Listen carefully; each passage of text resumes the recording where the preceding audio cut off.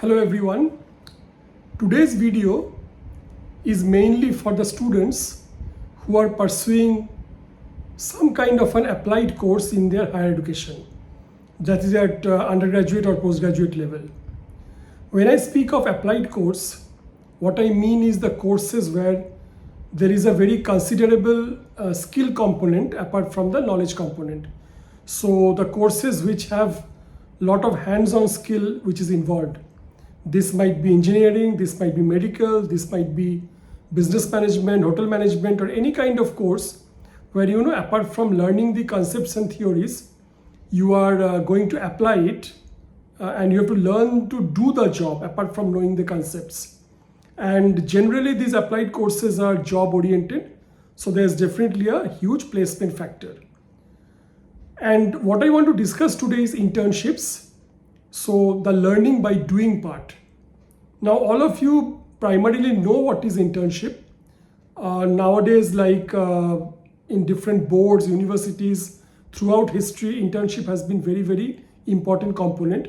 And if we look at National Education Policy 2020, the experiential learning, learning by doing, learning by having hands-on experience has been really stressed upon. However, there are a lot of myths and that has to be broken. We have to understand the reality of internships, why they are required, what is the strategy behind it, what are the concepts, how you should do it effectively, how internships can be utilized effectively in future, what are the benefits, what are the pitfalls we have to avoid. This is what my video is all about today. Now, first of all, I want to break a few myths and also remove a few misconceptions. Students, please understand that your course might be including internship as a few credits. It might be a project where like you might have a short internship component like a 15-day to 1 month internship. There might be a longer internship like from 2 months to 3 months. In some cases, it might be longer also. However, please never go for internship as a formality.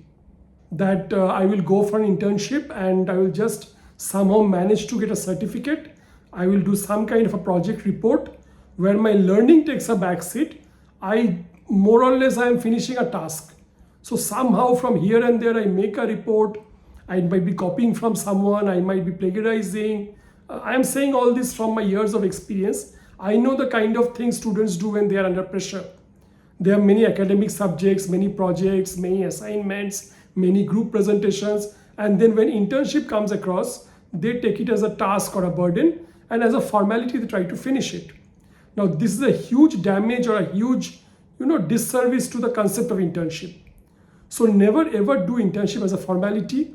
Of course, you need to compile a report. Of course, you need to get those marks and credits. Of course, you need the signature of your mentor, be it your internship mentor from the industry or your guide from the college who is a professor.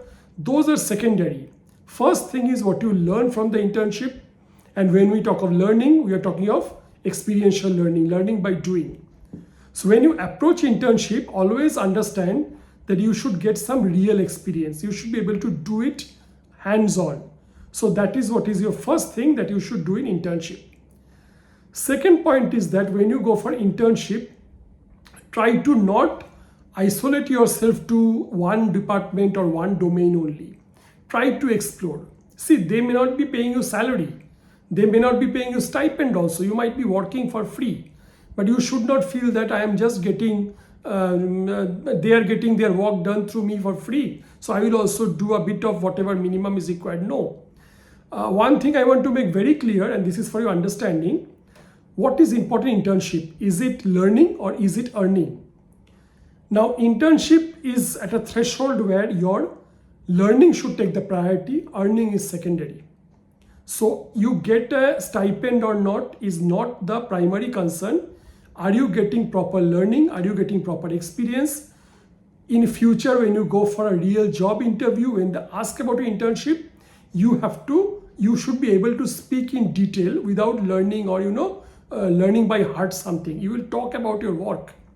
For example, if you're doing a marketing internship or if you're doing a production internship, when you are talking in the interview, you don't have to really learn up any theories. You are talking about what you did for those 1 or 2 months. So this learning is very, very important. Second point is, as you know what I am saying, many of you might be thinking that this is very, theoretical, this doesn't happen. Companies do not give us that much importance. They do not give us that much scope. That is agreed upon. But that is where you have to create a balance. Please remember, the company takes in interns for what reason? What is their objective? They want to get some mundane work done. Sometimes they have a seasonal overload of work and they don't want to recruit a full-time employee, which creates a long-term liability. So they call for an intern. So they might be give you basic jobs like doing some data entry, making some telecalling, some mundane work, some report management. That is okay. But while doing that, you get to see how a company is working. You get to observe the people around you. You look at the seniors. So if you talk to them, if you show a positive approach, if you really request them to give you multiple exposure to different departments, it is not difficult. Another very important perspective of the company is that they want to take an intern and make them work without taking a full-time liability. And they want to judge whether this candidate might be a future prospect. So many big companies, many even startups, many positive companies, they look at internship as a very, very effective recruitment process. And this is where a term comes in which many of you must have heard, the pre-placement offer. So if you are working in a company for 1 or 2 months, and if you are really good, and if the company finds you a very positive student, a very, very efficient and motivated candidate who wants to work hard, then they will give you an offer. And think, when you come back to your college for your remaining semesters, you already have a job offer in hand. So in campus interview, a company comes in 1 day or 2 days, in 2-3 rounds, whatever they shortlist and select you, the company knows that that's a very, very, there is a risk factor, because in that short period, what will they select? Whereas if a company looks at an intern who has spent some weeks and months with them, that becomes a very important factor. So getting a pre-placement offer is another very important part which any intern should be taking very seriously.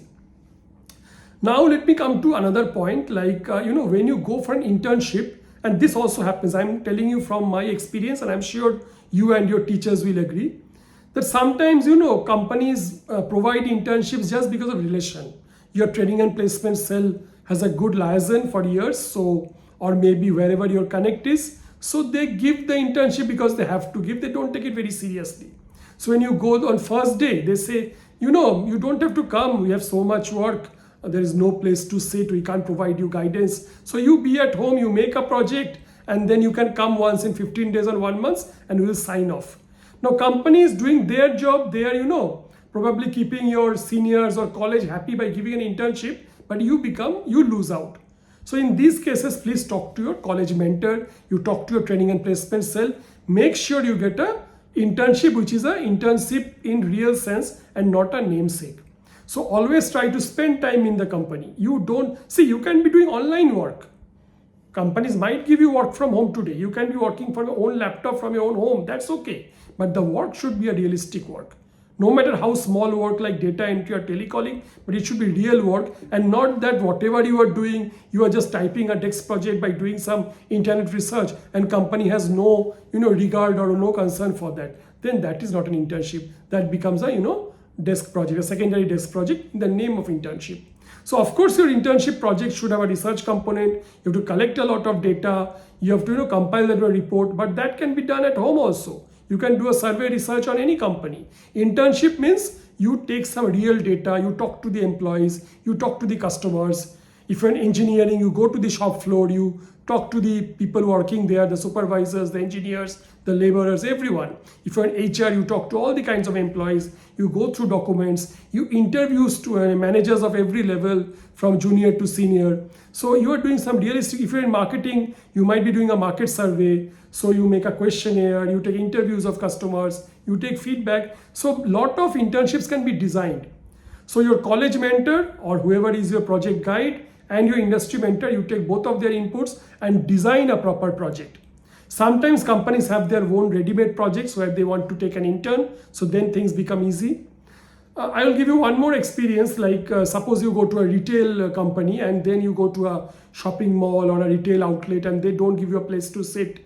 They don't even give you a computer or a laptop, so you have to carry your own devices, you have to manage a place. That's okay. You might have to spend hours talking, and please don't be shy, or don't bring in your ego. Like, you might be feeling I'm studying engineering and these people are giving me a labor work, or you might be thinking that I'm in BBA or MBA and they are making me doing basic sales by standing with the people in the shop, in the retail floor. Doesn't matter. Don't bring your ego. As a student, you are a junior, you have to learn, and you have to learn from everyone, right from the security guard to the junior most staff to the senior most level like MD or CEO. You should be able to learn. Another issue I want to address is that in certain cases there are paid internships where the company says you have to pay a amount of money to do that internship. Now this is a very dicey situation. You have to really verify, like, that payment should be for real kind of work, like when the company is actually selling the internship like a product. Like, suppose there is a small IT company or some kind of a lab, or they actually, for them internship is more like a training and the student becomes a customer. Now that is not wrong, but you should be careful that it doesn't become very academic. For example, there is a market research company who is recruiting some MBA students to do market survey for them. They are also providing, so they are earning from giving the internship, whereas they're also using in the project. Nothing wrong. But in such cases where companies are doing meaningful work, they should, when they are charging you, they should give you realistic experience. However, never go to the level of purchasing a certificate. I'm sure you are smart enough to understand what I'm saying. The another point I want to tell you is that about stipends.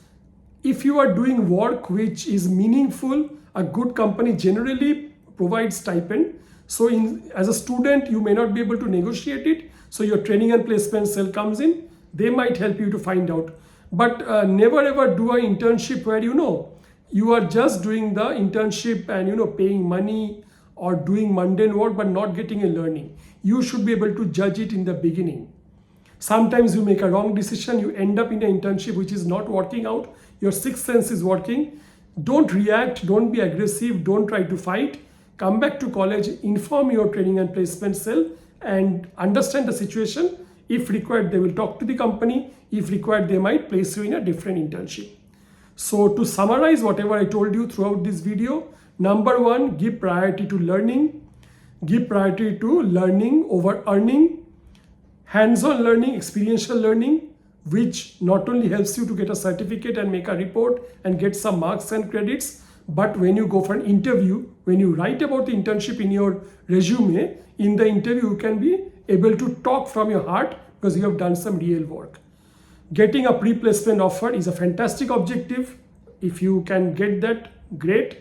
And this is what you do in the long term, like especially freshers. You are doing a course, right? You are a student and you have never worked, so generally in an interview they ask for experience. So for the student who is a fresher, the internship becomes a real experience. So you just have done live projects or desk projects or some kind of a group assignments. So internship is so it comes at top of your resume, right after your career objective and profile summary. If you don't have other work experience, like some people come for studies after working for a few years. Suppose you do a diploma or a degree, work for 2-3 years and then come for MBA. So there you mention your work experience. But suppose you have come from school to college and to post-graduation directly, you don't have any real-time employee work experience. Internship becomes very, very important in your resume. And the word of caution, if you are purchasing, like if you are paying for getting an internship, make sure that you are getting real value for money. Secondary is that you should be able to get multiple exposures. If it's a long internship of 1 month or 2 months, you should request, you should understand, build a relation that I can get exposure from multiple departments. Don't stick to only one department if possible. Try your best. I know these are challenging, but you can do it. And also don't put too much importance to stipends, but if you get it, well and good, but make sure you do a good project and you get proper mentoring so that your real life work, what you are doing in internship, is connected to the theory which you are learning from your college. And last but not the least, when you are doing an internship, do not have your ego. You might be doing basic of the basic work like telecalling or data entry or even distributing pamphlets under a canopy on the road.